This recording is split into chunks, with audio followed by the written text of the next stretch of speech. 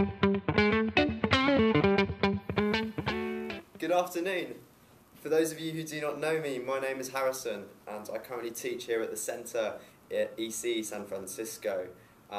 Today I'd like to introduce a new concept we're doing online. It's called Speed Sessions, and today we're going to be looking at some word categories. Now, as we learn English, whatever our level, we're always trying to expand on some new pieces of vocabulary that we've got stored right up here, okay? And sometimes we kind of hit intermediate, high intermediate, and it gets a little bit tricky because we start to recognize the stems of more complex forms, difficult words, but maybe they've got a prefix or a suffix. That is, forms at the beginning or at the end of a word. And this can be a little bit confusing because often we might know just the infinitive as a verb. Maybe we always like to use the adjective, but maybe we need to apply these and form a noun. So I'm going to slow things down and we'll take a look at some examples of what exactly I mean by analysing word categories. Here's an example sentence.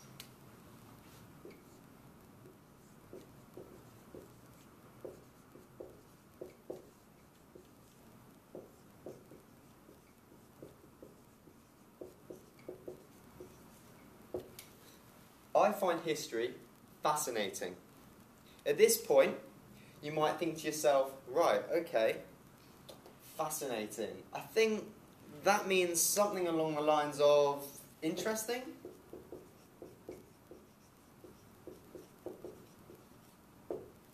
Your teacher will say, yeah, you're absolutely right. Usually, things that are fascinating, we find interesting or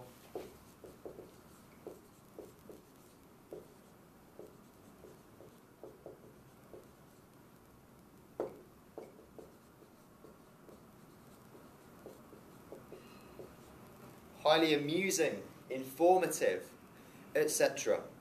The point is, instead of taking this down in a vocabulary bank and learning it as one piece of vocabulary, we can go the extra mile. We can learn 3 forms of vocabulary just on the basis of this. Let's have a look at how. In this case, fascinating is telling us something about history. So, the word category for fascinating is, it's an adjective. Yeah? It's an adjective. What other word categories do we like to use in English? Well, verbs are quite common, aren't they? We'd struggle if we didn't have verbs. The same goes for nouns. So what I'd like to introduce to you is what I call the T3 model. That is, we are thinking in threes.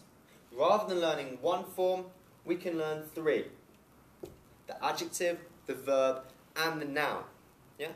This really helps us broaden, widen the vocabulary we can use. Especially if we have this trained mindset that can transform one word just by looking at the stem into other forms. So, we know that fascinating means interesting, highly amusing or informative. Okay, so if you're learning this word for the first time, ask your teacher. Say, teacher, Mr. Smith, what is the verb of fascinating? They'll be kind enough, they'll tell you, they'll say, fascinating, from the verb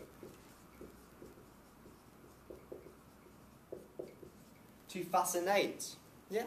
To fascinate. And again, you'll see that the stem is identical. The only difference is that you've got this ing suffix at the end. Right? So at this point, instead of learning the one word, now we've doubled it. We've got 2 pieces that we can note down and learn. Learn them and then replicate, use, whether it's speaking or writing. So we're left with a noun. You could ask your teacher, yeah? Or you could pick up a dictionary. You could find any of these words, and naturally it's going to provide you with a noun? Because of the stem. That's how dictionaries work.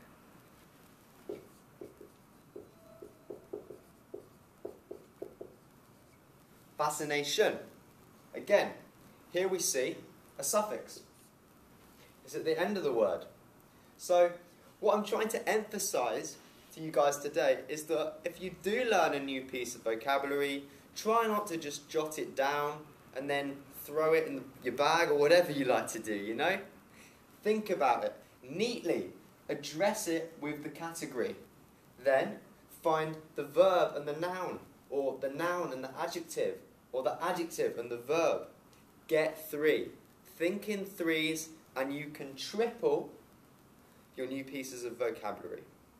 Have a good afternoon, and for those of you who I will be teaching tomorrow, do that homework, yeah?